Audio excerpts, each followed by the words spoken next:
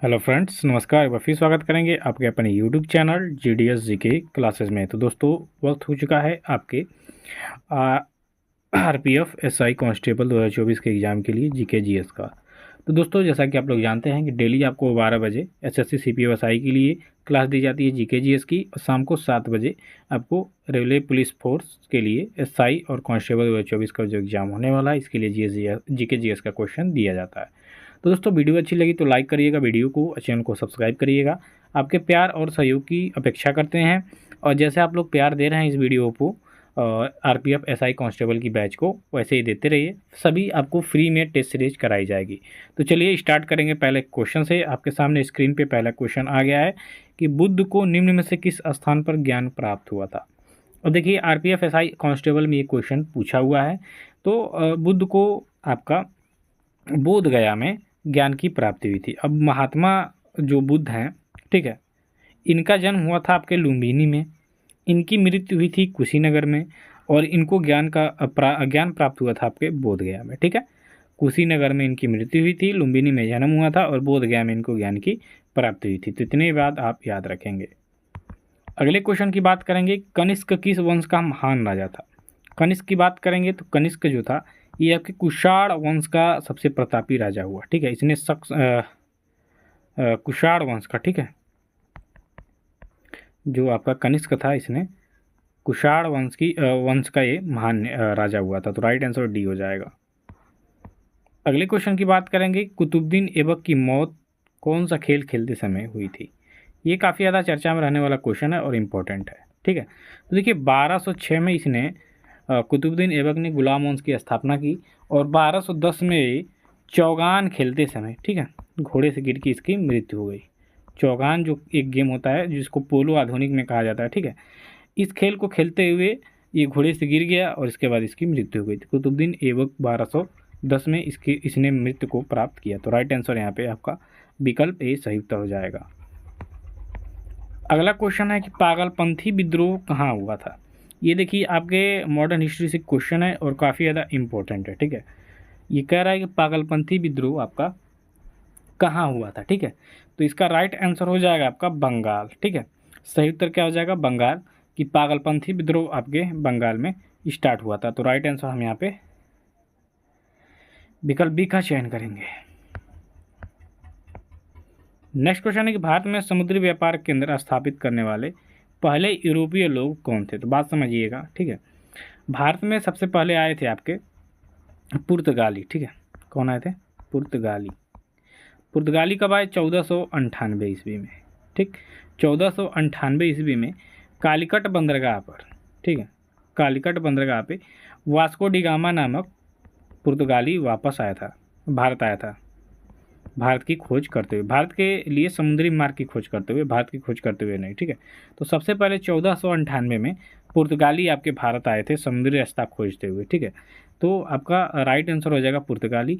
पुर्तगाली के बाद फ्रांसीसी, डच, डेनिश, अंग्रेज, ये सब धीरे धीरे करके भारत आए, जिसमें अंग्रेज जो थे ये कई सौ साल तक भारत में रह गए थे। ठीक है, 1947 को, अरे ये 1600 में आए, 1947 को भारत छोड़ के गए।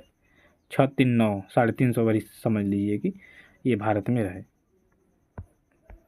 अगला क्वेश्चन की बात करेंगे, खेड़ा सत्याग्रह कहाँ हुआ था। काफ़ी ज़्यादा इंपॉर्टेंट है ये क्वेश्चन, क्योंकि ये महात्मा गांधी से जुड़ा हुआ क्वेश्चन है, और महात्मा गांधी से जुड़ा हुआ क्वेश्चन सभी लोग जानते हैं काफ़ी ज़्यादा इंपॉर्टेंट होता है कि नहीं। तो देखिए, खेड़ा सत्याग्रह हुआ था आपके गुजरात में। एक चंपारण विद्रोह की बात करेंगे, देखिए चंपारण सत्याग्रह 1917 में हुआ था। ठीक है, और ये गांधी जी का सबसे पहला सत्याग्रह था, चंपारण सत्याग्रह, जो कि हुआ था आपके बिहार राज्य में।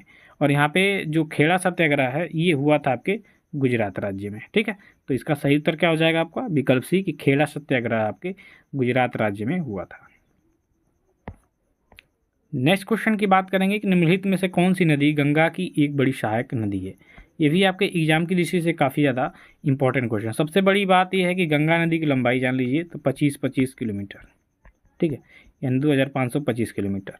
और इसकी एक सबसे बड़ी सहायक नदी कौन सी है, क्वेश्चन आपका पूछा है, तो ये आपकी है घाघरा नदी। ठीक है, सही उत्तर हो जाएगा डी, कि इनमें से जो गंगा नदी की सबसे बड़ी सहायक नदी है वो है आपकी घाघरा नदी। तो सही उत्तर हम यहाँ पे विकल्प डी को सही करेंगे। अगला क्वेश्चन देखिए कि असम में जो बराक घाटी है किसके लिए प्रसिद्ध है।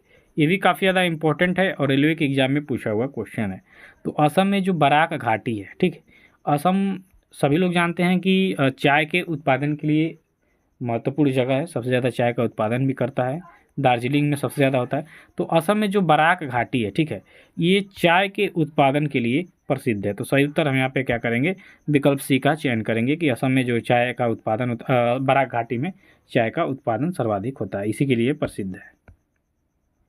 अगले क्वेश्चन की बात करेंगे कि धुआंधार जलप्रपात आपके किस नदी पर स्थित है। तो दोस्तों धुआंधार जलप्रपात, ठीक है, धुआंधार जलप्रपात की बात करेंगे तो यह आपके नर्मदा नदी पर स्थित है, ठीक है, नर्मदा नदी, ठीक, नर्मदा नदी, ठीक है, लाइफलाइन ऑफ एमपी यानी मध्य प्रदेश, मध्य प्रदेश की जीवन रेखा इसको कहा जाता है।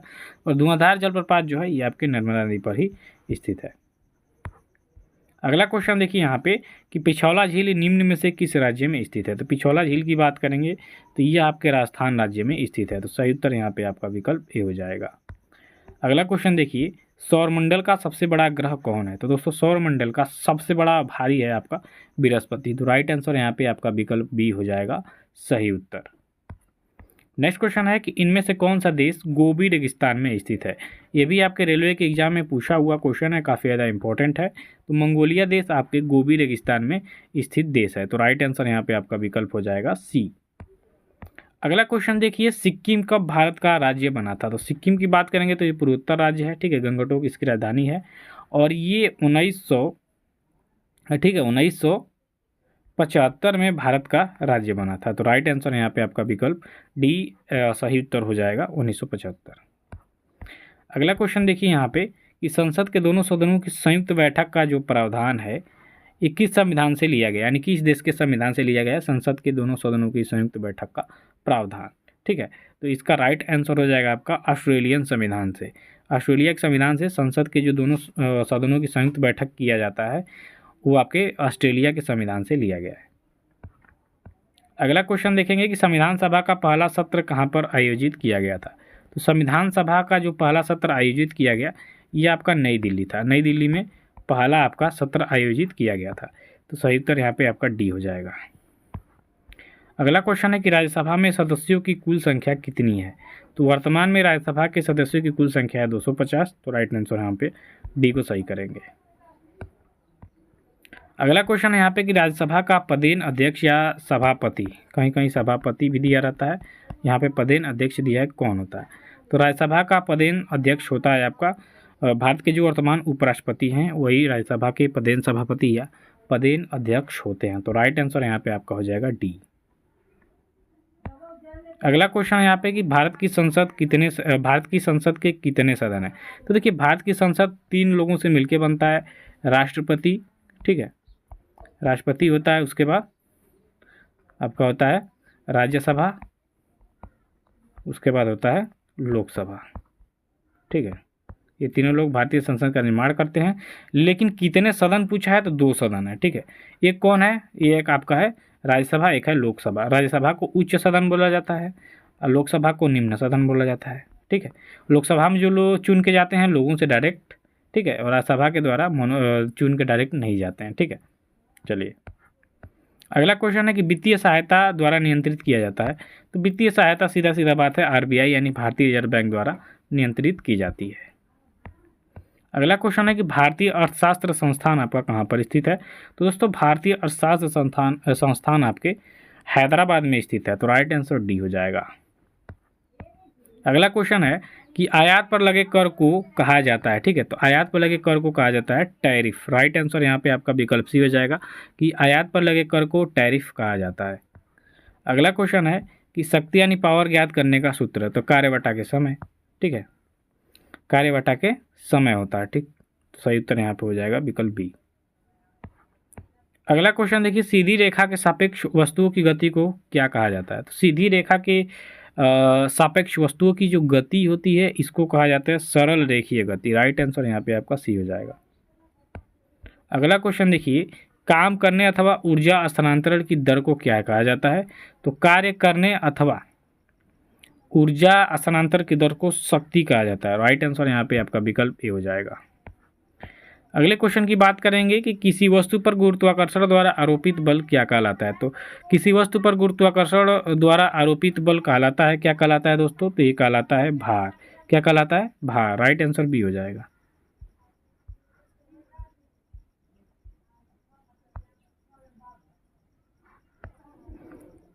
अगला क्वेश्चन है कि बोरान तत्व का परमाणु क्रमांक कितना होता है। तो दोस्तों बोरान जो तत्व है इसका परमाणु क्रमांक होता है आपका 5। तो राइट आंसर सी हो जाएगा।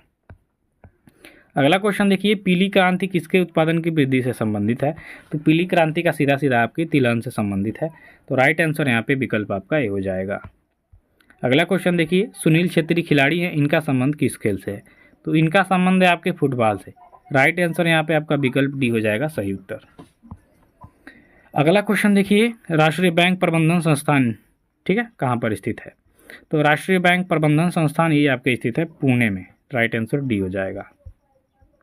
अगला क्वेश्चन देखेंगे, कनाडा की राजधानी कहाँ है दोस्तों। तो कनाडा की राजधानी है आपका ओटावा। तो राइट आंसर यहाँ पे आपका विकल्प डी हो जाएगा। तो आज के वीडियो में बस इतना ही। वीडियो पसंद है तो लाइक कमेंट शेयर करिएगा, चैनल को सब्सक्राइब करिएगा। धन्यवाद साथियों।